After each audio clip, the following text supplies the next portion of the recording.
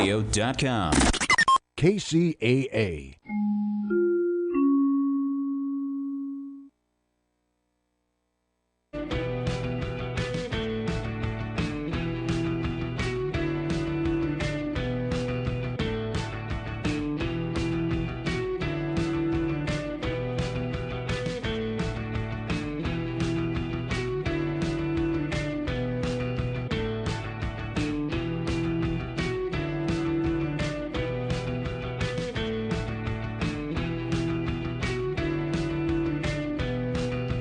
Hey, welcome to another episode of Palmtrees in Progress Presents on NBC, KCAA 102.3 FM, 106.5 FM, and 1050 AM in the Inland Empire and worldwide on all streaming platforms. I'm your host, Erick Osario, and joined with us, as always, is the better half of the show, Andrew Berkeley Big Dog Tavares. Ooh, all right, those are all digital samples of air horns. Let's go. How you doing, Andrew? How's it going, man? I'm doing good. How about you, birthday boy? Happy late birthday to you. Thank you, appreciate it. I'm actually very stoked for our guest. Kind of excited right now. So, as always, we've got a great show planned for the listeners. We'll be chopping it up, going over some news articles we skimmed and pretended to read, as well as talk about a couple of recent viral videos. But before that, we'll be introducing our guest that I said I was pretty stoked about, Steve Dildarian. He's considered one of the most prolific creators of adult animation. The writer, actor, and artist is best known for creating The Life and Times of Tim. Guys, go do yourself a favor. If you guys got Max or HBO Max, I think that's what they changed it to. Go check it out. It's an animated comedy that ran for 3 seasons on HBO. He currently is the creator, writer, and lead voice for 10-Year-Old Tom. New season just dropped on June 29th. It's on Max, which is HBO's. HBO changed the name, I believe. I think Steve could fill us out with that, but I'm really stoked to have him on, and we're gonna get into it a little bit. But should we bring him on right now, Andrew? Let's bring him on, dude. Let's bring him on. And here's our guest, Steve Dildarian. Hey, Steve, how's it going, man? Pretty good. How are you? Great. I am great. Oh, man, I feel like I'm talking to Tim right now, or 10-Year-Old Tom. This is awesome. Yeah, I know, right?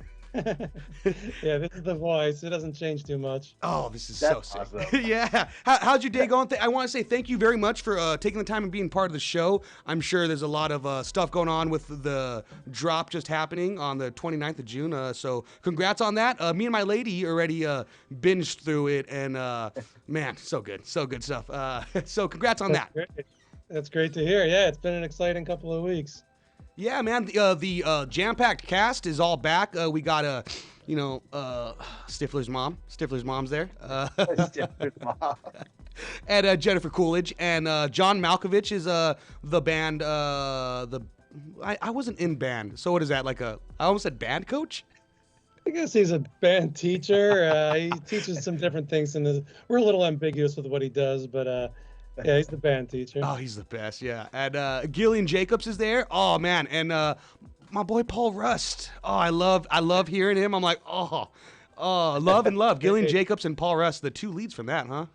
Yeah, he just came in to do a role, and he was so funny, and it worked so well. We just kept calling him back, so now he's a big-time recurring character. Dude, I noticed that with the second season. I was like, oh, man, we got some more Pauly boy. Got some more of him in eating string cheese and stuff like that. Yeah, we tend to do that. If someone works and it just flows, we just keep calling them back and start writing to them. It's happened with a bunch of people, actually.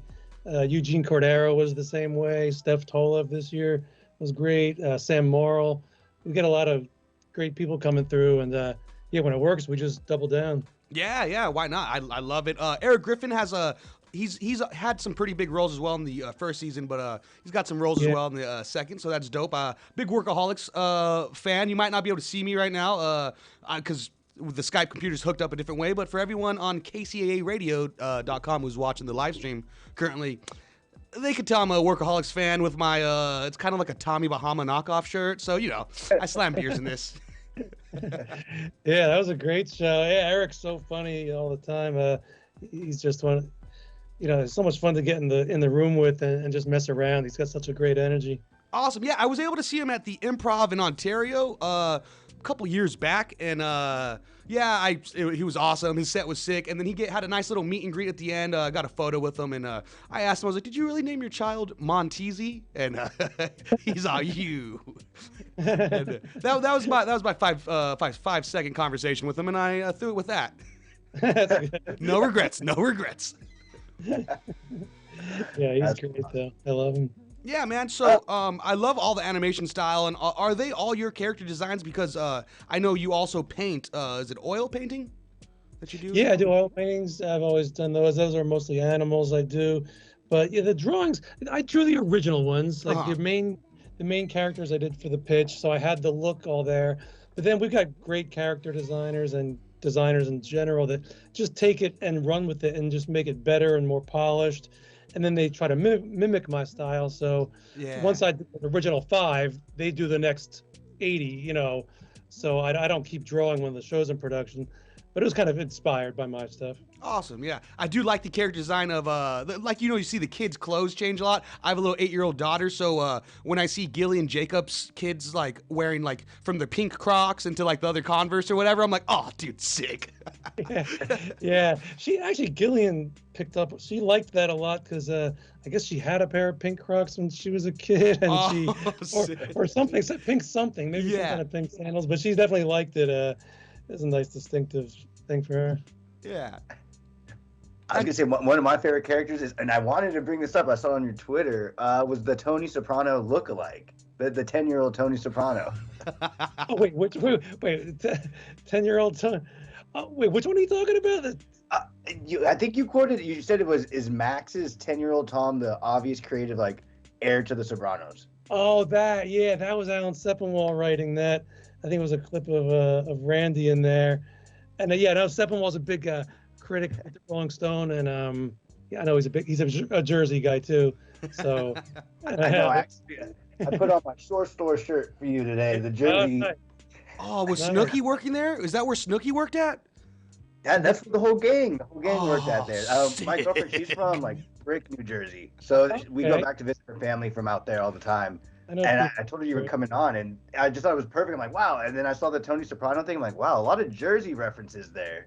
Yeah, the show all takes place in Jersey, so whenever someone's from there, they definitely pick up on a lot of the references and things. But yeah, I grew up there, so I tend to set most things I write in Jersey. That's awesome. Are you an Impractical Jokers fan as well? Because I was just watching that before this radio show. Love that show. Yeah, that's one of those shows I'll just go on a crazy binge and watch over and over. Impractical Jokers I love. I like a lot of shows like that, like Nathan For You. What's his the HBO one too? Is real good. The Rehearsal. Yeah, I like that a lot. And Tim Robinson's got a lot of sketch shows. I love me some Tim Robinson. What is it? I Think You Should Leave. Yeah. Oh, season 3 just dropped as well. Incredible. I'm stoked on that fool too because he skates and he just actually had a new he had a feature in Thrasher. Crazy enough, this past month. So I was pretty stoked off that. So maybe if you pick up a scooter or something, you can get in like Thrasher or something. I don't know. Yeah.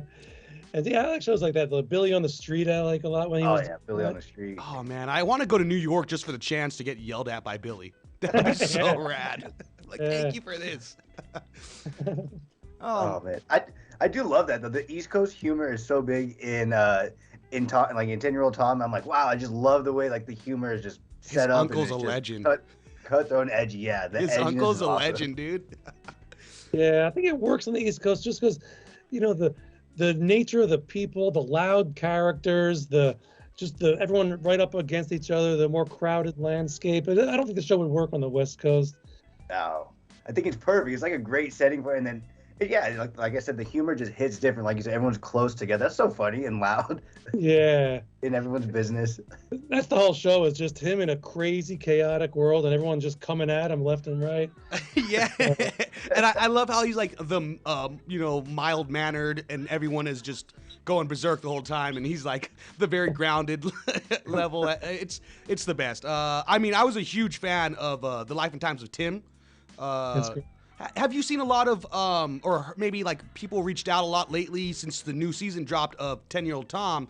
Maybe they like because there's only 2 seasons, and I feel like people would want to get a fix of that same kind of humor. And Life and Times does have a lot of the same beats and I guess theme. Oh yeah, big time. Yeah, big time. It's unavoidable. So Right. the two kind of go hand in hand, and that's what I like. It's like a companion piece.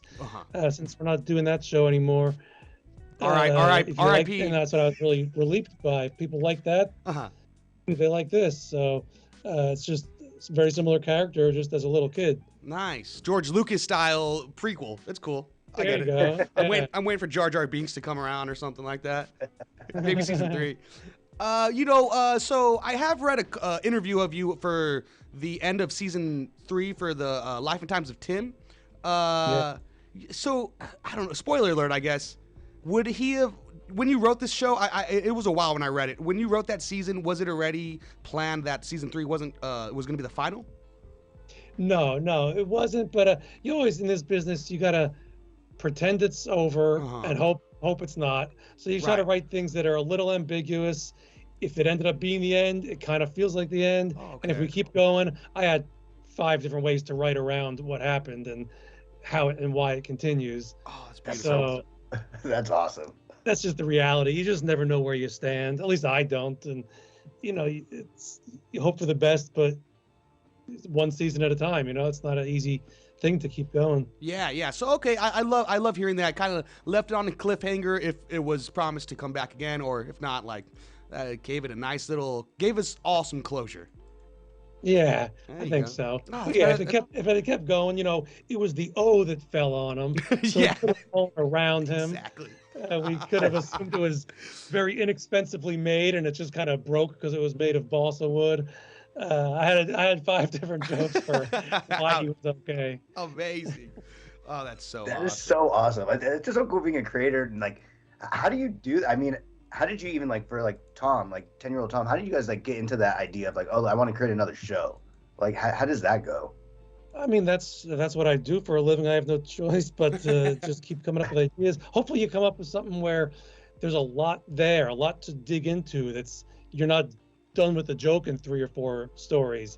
It's a big theme, with a lot of ways at it. And this is a big theme where it's how does a kid process the insanity of the modern world we live in? There's a lot of stories to tell there. You can take it through any angle of sports, religion, business, politics. There's things in the kid's personal life. Crossing guards. Yeah, exactly. There's endless stories. So you can picture not getting tired of it 30, 40, 100 stories in. That's when you've got a show and not just a short or a sketch. But yeah, it's not easy. You can't come up, at least I don't come up with a lot of great ideas. It's hard to come up with something where now I've got something. It can take a few years, really. The pilot. I'm sorry. Go for it, Andrew. No. Go for it, Eric. The pilot for Life and Times of Tim. That was originally a short, or how was that the prostitute one? Yeah, that was such a unique thing because I was totally fresh to the business.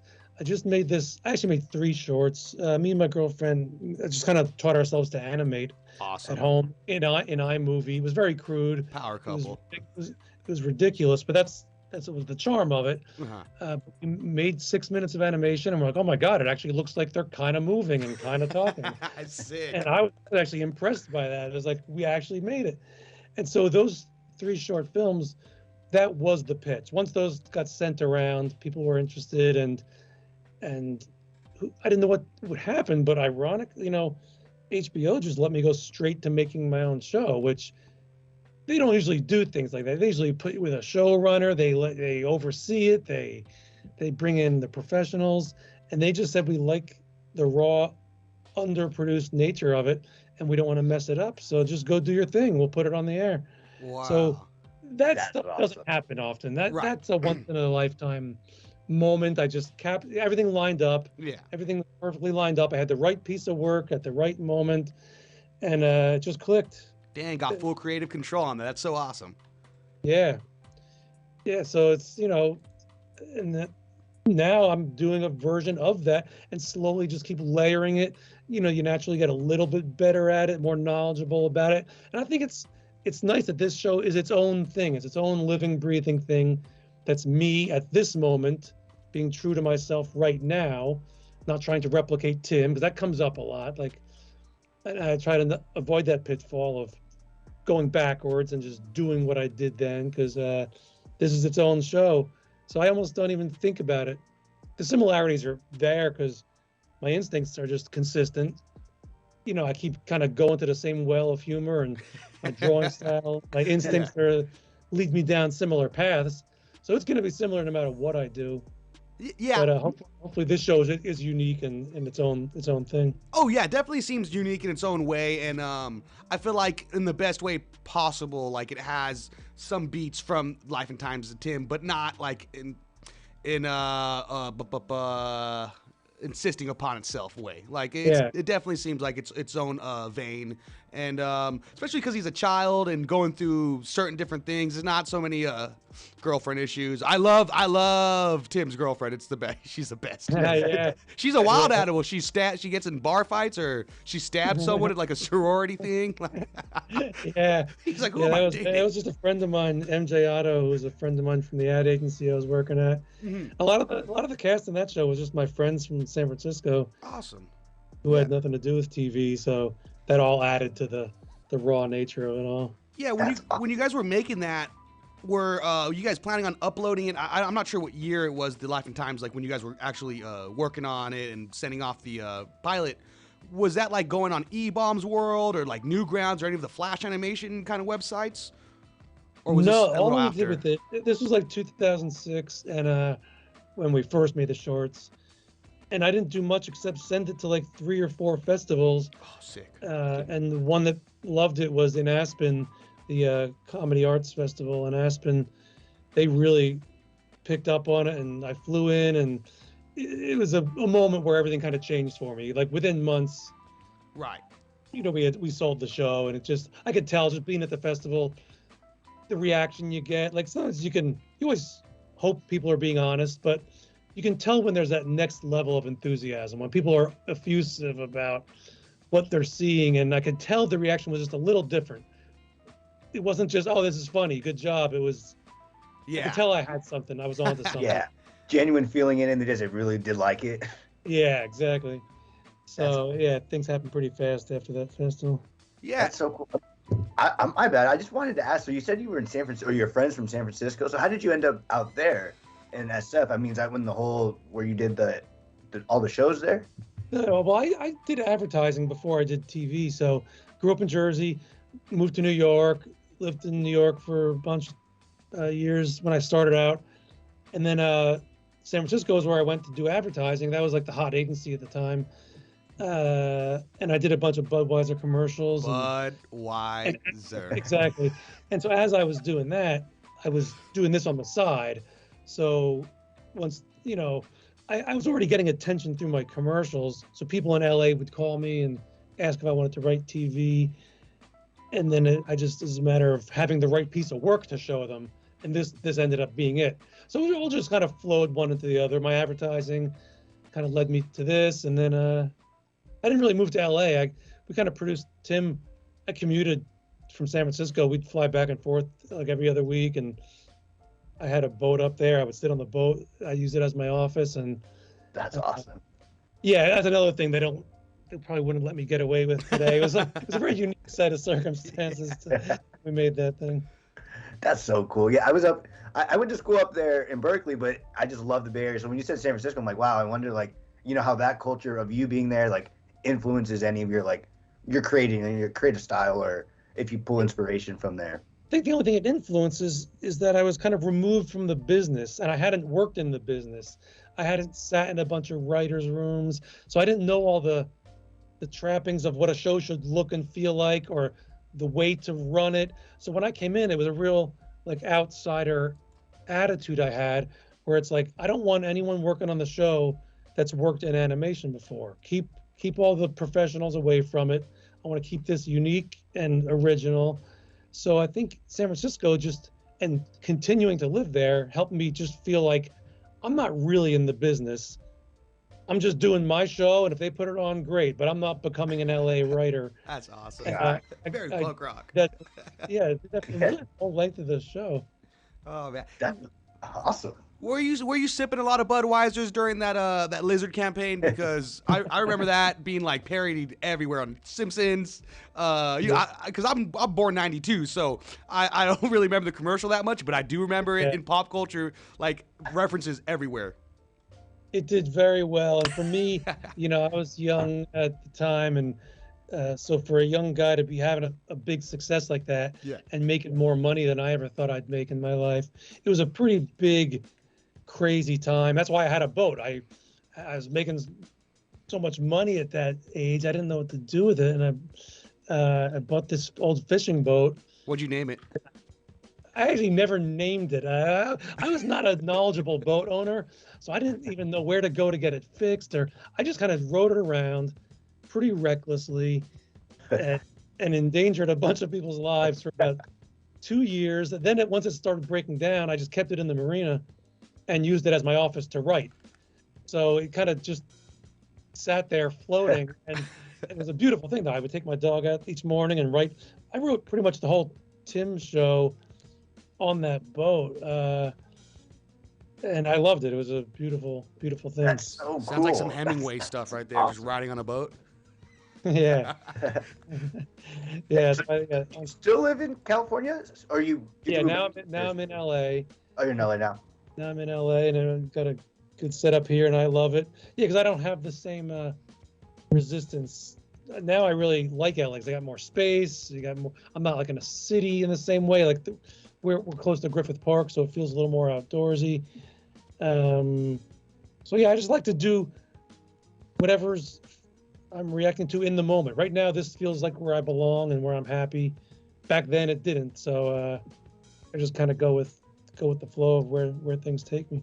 That's awesome, dude. That's so cool. That at least you're now in like LA, but like you said, you're at a good level where everything's kind of flowing. Like that energy is just perfect timing for everything for you right now. Plus, like the more you do something, like now that I've done TV a bunch, I know a lot of people in the business. I know a lot of actors that I'm friends with, a lot of writers, and you want to be around that. It would be kind of weird if I was around a business that I'm no longer working in, and like you'd feel like a hanger on. It's just not where my life is.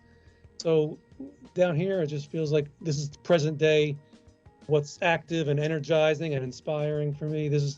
You want to be where the action is. So right. I like being now. Yeah, you said being around some of the writers or like people in the same field as you. I recognized two voices in the new season as well that I'm a big fan of them and their show that I unfortunately got canceled, I believe, as well. Animals. It's Pete and Mike. Phil and Mike. Dude, Phil and Mike. I'm so sorry. And dude, I was so stoked. I was like, I just instantly, I had to go on IMDb. I was like, nope, I knew that was them. And, it was funny because those guys called me in to do their show, and that was in the years after Tim was done. Yeah. And they were the next animated comedy that came on after mine. HBO really hadn't done much at all. Mine was the first animated comedy. Theirs was the second. So we just had a kind of nice connection. We're in a small group of people that have a similar experience, and they happen to like Tim when it was on, and it kind of inspired them a little bit. Yeah, I feel like it shows with the crude drawing style and stuff like that, and shows you don't need much of the animation for comedies like that, Totally. No, and they've been real nice about saying that and how it really inspired them in some ways. So that's a great thing. That's the way these things work. I was inspired by Dr. Katz back in the day. Oh, nice. Heck yeah. Throwback right there. Yeah, no, an old show, but it was completely unique. Nothing like it. Totally underproduced. Just who made this? Where'd this thing come from? And I loved that about it. So now I love that Phil and Mike aren't the only ones. People, young animators are always saying how, for better or worse, it inspires them because it was so accessible and so doable.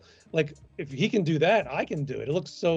I make it look easy because it's not daunting. It's not like The Simpsons where it's like, it's big money, big experience, years to hone your craft. The way I made Tim, it's like, it feels like anyone could do it if you got a pen and a laptop, That's so awesome. I love that people feel that way. It's a really rewarding thing. Yeah. Did you ever go on Animals? Are you on any of the seasons? Yeah, I did. I did it like 3 times. Oh, I played a dog. I think it was a dog every time. Um, yeah, it was different times I did it, but it was a lot oh of man. fun, and those guys were just fun to Uh-huh. improv with. So I was looking for a role for them, and I was so happy I had this thing. It was just perfect. The bad kids in the back of the bus, Yeah. and it's hard to find like a duo, you know, where I knew their banter needed to just flow. So they're finishing each other's sentences, and it worked out very well. I was very happy with it. It's so good. And I'm surprised I didn't notice that you were in the Animals on HBO as well, because I feel like I'm one of those people. I hear a voice and I'm like, I have the urge. I'm like, damn it, dude, I gotta go on IMDb now just to make sure it's who I know it is. Like, Yeah. it makes Law and Order really hard to watch. I'm like, oh, who was that dead body? I know I've seen him somewhere. That's funny. No, Eric is so creative. The stuff that he pulls off the top of his head, like that's kind of why I love doing the show with him. He's just his creative juice is just always flying. He can make something My juices relevant, are always flying, pop too. culture, and everything. I mean, this guy is so funny. Yeah, we get so many people that are just quick and it's one thing to be funny, but it's another to breathe humanity and warmth and life into a character and make them real. Yeah. And that's when I think when we get it right. That's when the show really works. When it's not just funny and riffing, but it's like you feel invested in them because they're real characters. So that's why when I like earlier I said with Paul Rust, that's like the next level of success. I feel most people are funny. If we call them in, we know they're going to be funny. We're not taking too many chances. But to go to the next level of, oh wow, that's just like a living, breathing human being, and with nuance and idiosyncrasies. That's when it's like, oh, I know the character. It's alive now. Yeah, You know? yeah. I mean, that's why you said Paul Russ got more lines in a bigger role in season 2. People. I mean, he's a charismatic cartoon and a guy. I was like, give me some more, and we got some more. Taylor Meshach was like that. She plays on the show Dave. She plays Dave's girlfriend. She's so good and funny. I think she came in. It was like 2 lines. It was like a really side role, and she was just so funny and so sarcastic. And I love it when that happens. It's like, oh, you came in for a couple lines, but get ready for more. We're gonna keep calling you. Yes. You can see it right away. Speaking of Dr. Katz, man, that's where I fell in love with Raymond, with Ray Romano. Yeah. I'm like, dude, I didn't know he was this funny. I just got him from Everybody Loves Raymond when I was in the hotel and there was no cable. I was just watching that, and I was like, Totally. not my jam. But when I watched Dr. Katz, I was like, Ray Romano's a genius. Yeah, absolutely. Yeah, they had so many good people on that show, and especially just John Benjamin. Obviously, he's gone on to do so many huge things, but at the time, I don't know if he had done much else. He wasn't really known for much back then. And I remember casting him in half the advertising things I was doing. So I'm like, oh my God, this is gold. This guy's amazing. I used an old pilot I did way back, and then shortly thereafter, he starts getting cast in Archer and yeah, Home Movies was where I fell in love with him, actually. Good old Home Movies. Right. It's so funny. When was that? Because I get so many comparisons. People compare you're Tom right. to Home Movies. I've never seen it, but was it around that like early 2000s or when was it? Let me see real quick. But yeah, it was a Brendan Smalls on Adult Swim. I'm sure you've heard. 99 to 2004 is what it says. Oh, okay. Yeah. Yeah. I gotta check it out because people definitely bring it up. But it sounds great. Yeah, like I said, I don't really watch a lot of animation, so. Okay, so what are you watching right now besides your show? Just running the numbers up. Yeah, like I said, when I watch comedy, it's not a ton of scripted stuff. It's shows like I mentioned before. It's like Tim Vanderpump Robinson. Rules, Love Is Blind. I A lot of trash reality shows. tend to like things like I said earlier with Nathan, Tim Robinson, Billy on the Street, because those shows can make me laugh out loud, like really hard, the way not a lot of scripted things do. Yeah. So I'm always searching for it in scripted things. I don't really like Nathan for You. That guy is so such funny. great show. Maybe it's cringe humor. Some people say it's cringe humor, awkward humor, whatever you want to call it. Yeah. That's what I'm drawn to, because Billy on the Street's the same thing, and Tim Robinson's the same thing. Yeah, and I'm a huge Nathan For You fan, and like I'll try to put it on all the time if I get the remote. I'm like, oh, you guys will love this. But most of the time, people are like, I don't like cringe comedy. I'm like, what? I'm like, it's the whole point of it. It's like that's the best part. Is like he's hitting the joke perfectly, but without even smiling. It's true. It's shocking to me too. It's like, wait, you don't like the whole genre of humor? That's like everything I like. It's very strange when someone's not into it. Oh man. When on the first episode or so of Nathan For You, when he's like doing the frozen yogurt and poop flavor, and he asks the dude like, "Hey, you want to hang out after this?" He does that a lot. He's always asking people to hang out. And no one wants to hang out with him, dude. I'd be so stoked to kick it with Nathan Fielder, but I mean, I don't know. I'm sure he puts on a little bit for the show. Not too much. I met him once. We talked for a while at I think it was Nick Kroll's rap party on his show. And we got to talk, and it's like when we started this call, you said, "Oh, you sound like Tim or Tom." He's not putting too much on. Obviously, he is, right, just for the comedy of it, but to talk to him is not terribly different. That's awesome. Yeah. Love to talk to that guy. That'd be hilarious. Yeah, he's so good.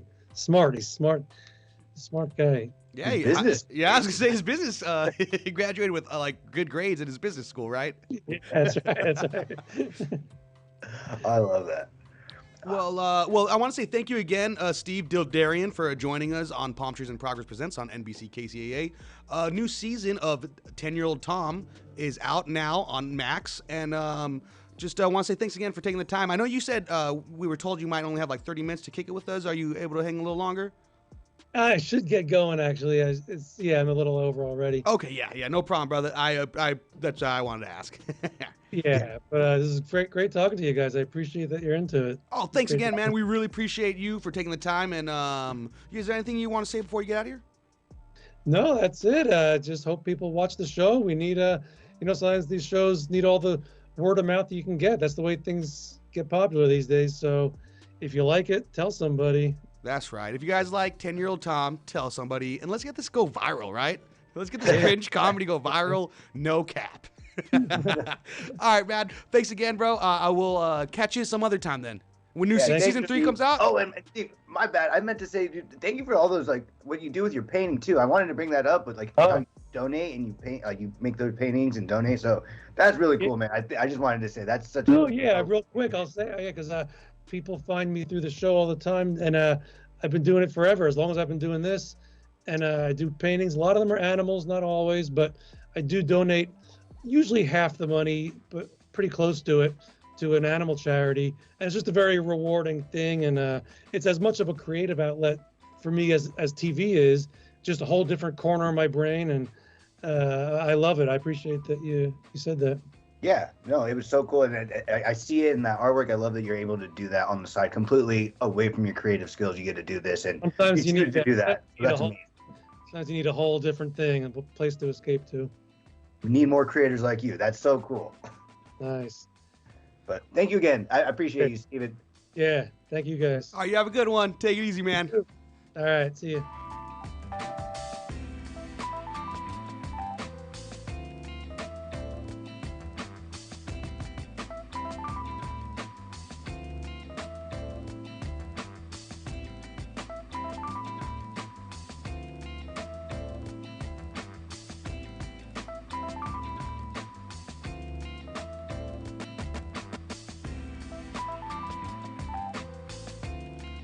Yo.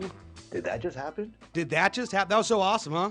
That was so sick, dude. He's a dope guy. Shout out to Steve Dildarian again for taking the time and being part of the show, and that was awesome. Good time chopping it up. Oh yeah, I feel that was. I mean, he liked us. I'm definitely gonna go on HBO now. HBO, right, I think it's called Max. You're right. It's Max. I'm gonna go jump on Max afterwards. Gave him a follow already on Twitter. If anybody's checking him out right now, his thing is at Steve Dildarian. We got to get him our Palmtrees follow. Oh, do we not follow him off that? No, I don't I'm think pretty we sure do. we do. I'm pretty sure we do. Oh, do we? I don't know. I guess if not, double check after this. Yeah, that was awesome, man. Oh, what was I going to say? Kind of gone off. Shout out to Steve Dildarian again for taking the time being part of the show. Go make sure to check out 10-Year-Old Tom on HBO Max. On Max, that's what it's called now. You think he has a Thread account? That's what I was gonna say, because you said. 'Cause you Are had we Instagram. anti-Twitter now? We're Yeah. off our Twitter game. Yeah. Did you see what? Speaking of Thread, did you see what Elon Musk messaged to Zuckerberg? He was gonna sue him, right? Well, I think he posted also like on Twitter. Elon Musk called him a cuck. He said Zuck is a cuck. No way, I yeah, didn't see that. yeah, and then he proposes a male genitalia measuring contest. This is what like No, he tweets. didn't. Dude, this is tweets he posted. No, he didn't. Musk called him a cuck, dude. That's crazy. Yeah. Did you hear they're about to fight? Do I think they're gonna fight? Yeah, did you hear about it? Yeah, is that a real thing? Fill me in on because I know that I have heard the rumors that someone said, "Yo, I could, whatever for." They'll like tap him out. I think Musk said he'll they're tap trying him to out. set up like a fight between Mark and Elon at the Coliseum. Oh, really? Yeah, they want to do like the old Coliseum, and they have a boxing match is what they're trying to do, or like some sort of so I think it's a boxing match. I'd have my money on honestly Zuckerberg if it was like mixed martial arts, if it was like MMA or more than that and more than boxing. I would definitely go with Mark too. Yeah, that fool has been looking yoked out. I saw a photo of him like with his trainers. Fool's looking yoked. I was like, God darn. Dang, dude, he's got money and he's yoked. I know. Like that was the one thing that I was like, hey, whatever, dude. At least I could probably beat him up. Not no more. Not no more. This dude's gonna tap people out. He probably heard that so much too, and that's like his determination to get strong and learn to fight. Yeah, he's like, I learned to do this in the metaverse. Now it's in real life. Let's go. Oh man. Do you have Dude, a friend? I wanted to ask Steve. Think about it. Do you think he's ever done any hallucinogenics, any creative juice? Oh yeah, we definitely should have asked that. Probably. I feel like 110% mushrooms, right? I mean, is that rude to say? I don't know. That's what I was thinking. Like when I heard about San Francisco, I was like, "There's no way he was never not." Exactly. Not. Right there. That said it alone. Oh, fridge. So it was so cool to think about. Like now looking back at Tim and like those shows, I'm like, wow, that guy was just chilling on a boat in San Francisco, just writing great comedy. We should have asked him what marina it was at. I should have. You were almost there. You almost got the boat name. He had no boat name. Right? Yeah, I'm on a boat. Thank you for listening, everybody, by the way. Don't forget to give us a follow at Palmtrees and Progress on all social media platforms. And thank you for everyone who's tuning in live on KCAAradio.com. Checking us out, looking all fresh. Yeah, dude, do you want to get into some of these news articles? Yeah, let's do it, dude. Let's get. I know I didn't really send you any, this week, but news. All right, this one's pretty gnarly. There's this the story about an apologetic armed robber gives a victim ride home, and the two make plans to reconnect. Now, Andrew, you weren't here 2 weeks ago when we covered another story that was similar to this, but I know you tuned in, and there was a lady who got robbed. Going to her mailbox, and the assailant, it was armed robber as well, attempted to like exchange Facebook information and numbers, with the lady, and asked if she was single, and was like, "Oh, are you single? Sorry about this. Like, I just really, I need the money, but follow me on Facebook so I could pay you back." And it sounds like that's how the gentleman was caught. And no way. Yes. So this story is a gunman in Manhattan Beach was driving his victim to an ATM machine, and in the process of robbing him, the two became friends. During the armed robbery, the robber was very apologetic and told the victim he had bills to pay. The victim was understanding of this and complied with his needs. After a successful robbery, the man drove the victim back home, and the two made plans to reconnect someday. Jeez, dude. I mean, I'm glad I'm not single anymore, because that would really hurt me. I'm like, yo, I can't even get a text back, and this dude's over here like robbing people and making homies. making friends. Yeah, like what? That guy's one charismatic robber. Oh, dude. That reminds me. Did you see that? There was Do you think another Tim video liked me? too. I mean, do you think Steve liked me? Man, I was thinking the same thing. Do you think he liked us? I don't know. Kind of rushed off. You kind of rushed off. We got to. I think we'll come back to that. We'll circle back to that one. Yeah. So give me some time to think about and evaluate if you laughed enough. Oh. No. But dude, there was another video of a guy that there was a man, like boyfriend girlfriend, and they were walking down the street, and a gunman got out of a car, grabbed her bag, started like pointing the gun everywhere, and then the guy booked it down the street, and then the robber felt bad, and he was like, "Oh, what?" And so he started apologizing and started giving back her stuff and said like, "I'm so sorry," and just started questioning the girl like, "That's your boyfriend?" Yeah. It's a great video, dude. Yes, I you know what? I did see the exact same thing. I saw the video. Was he on were they on a moped? Were they Was that the moped one? I don't know, because I was gonna say I've seen a couple moped ones, but I do know exact. He like even points and gestures to the boyfriend. I assume ex-partner now. Yeah. Yeah, running away like that's your man, and gives her the purse back and all that. You know, it'd be hilarious if that was like someone's big brother. Like if that was like if that was homegirl's big brother, like, yo, I told you he's a punk. That'd be pretty rad. That would be hilarious. I saw another, while we're on the subject, I saw another one of a robbery with a moped as well. I believe it was another country, and this lady is walking home, and it might be a security footage, and she, someone on a moped pulls a gun out, and is like, oh, give me your purse.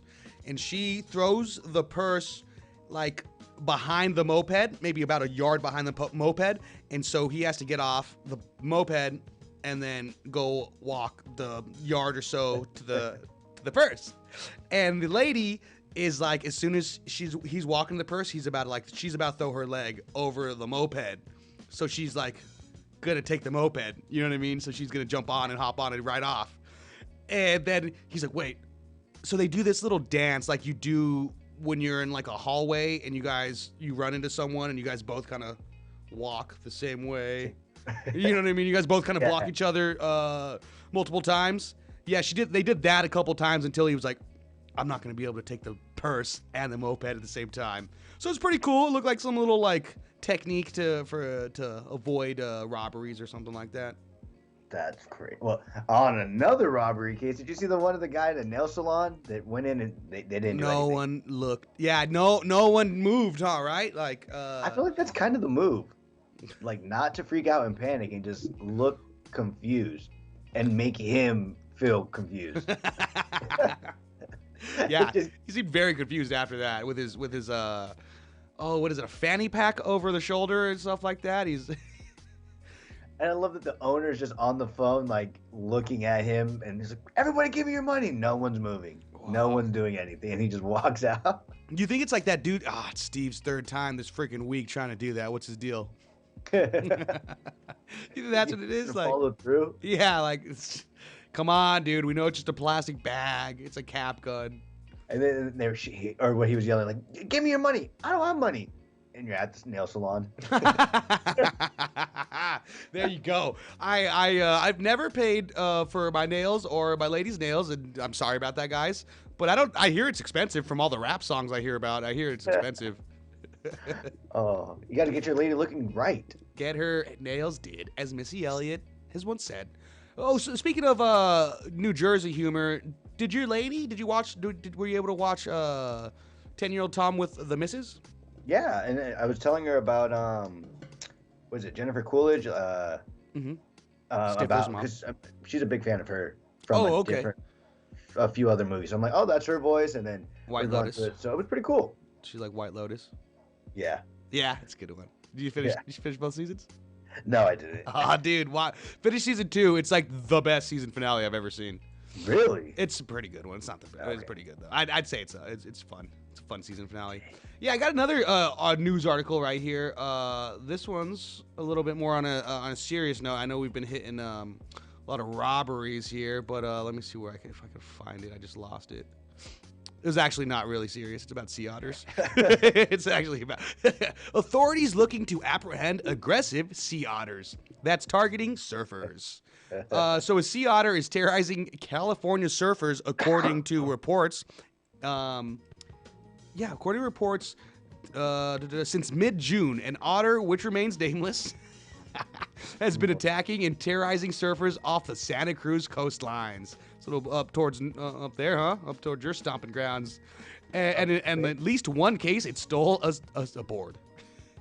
It stole a board? Yeah, I don't know how it did that. Man. Oh, that's a sea lion or a otter? Sea otter. I'd understand a lion. I'd be like, get out of here. Dude, those are big. Yeah, for sure. Nah, I don't get too close to them. When I was living in San Diego, people would, like, there's this cliff that they would all go to, and, like, all the sea lions would just lay there, and people would get up close to try to touch them and take pictures with them, and they're not happy, especially when there's a mom watching her, like, little ones. They're crazy. People are reckless. I blame 51st States for that. Yep. Yeah, they're like, oh, it's good. I'm going to be like Adam Sandler. Dude, how cool was that when Steve was like, oh, yeah, at Nick Kroll's party? I know. That was so cool. The way he just name dropped that, like, Yeah. first, I was like, yeah, dude, I get it.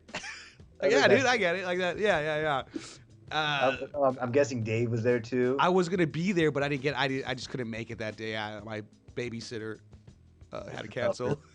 Yeah, cancel last minute. Yeah. I was talking to Nathan Fielder and then Nick Kroll's party. That was so cool. I don't even know. I was like, dude, this guy just put on some like glasses right now, like some Ray-Ban glasses, and smoke a cigarette. That was cool as heck. Dang, man. What a life, though. That's sick that he moved from New York to San Francisco, did his ad thing, and then just wrote. What a humble dude, too. Like, I mean, the Budweiser commercial is just monumental. Like I said, I just remember it being parodied in all of my favorite shows. Budweiser.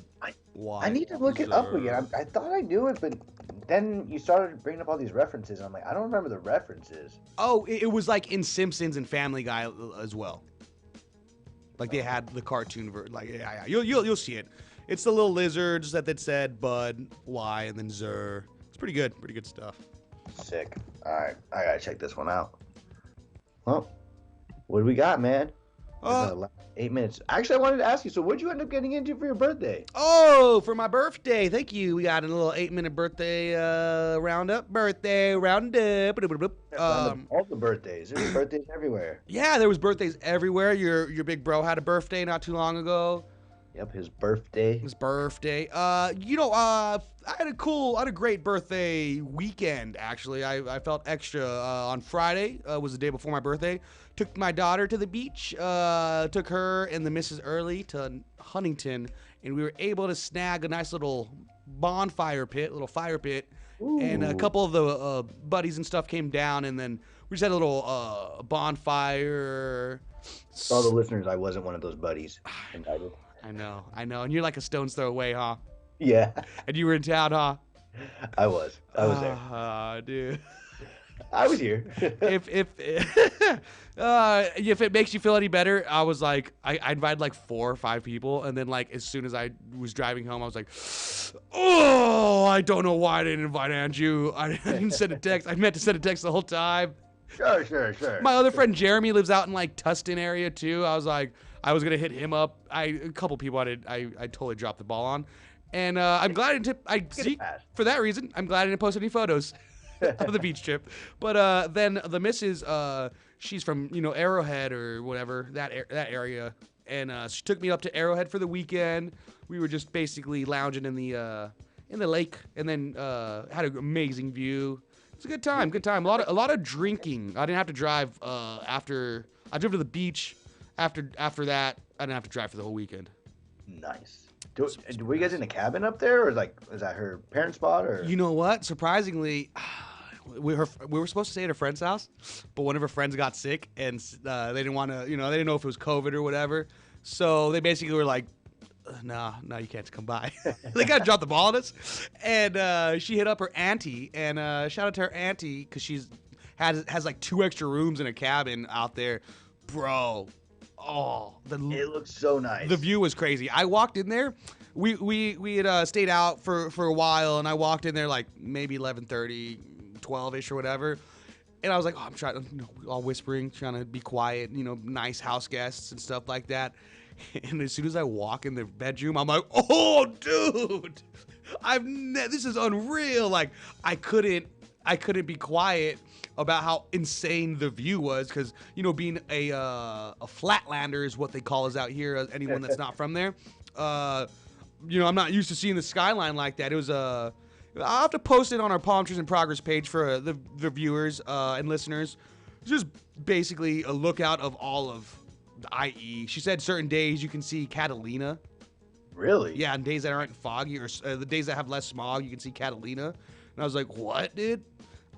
She told me that, and I was like, oh, dude, babe, I'm so glad you told me that, because before we had gotten over there, she told me that in the morning. Before we got in there, we went to another little lookout point that's kind of like on a turnout on the highway, and we just smoked a blunt. I had a cold one up there, and there's a lot of other cars there. So I was just like, babe, thanks for telling me, because I didn't want to embarrass myself. I wanted to ask you that, but I was I know I was like within earshot of everybody there.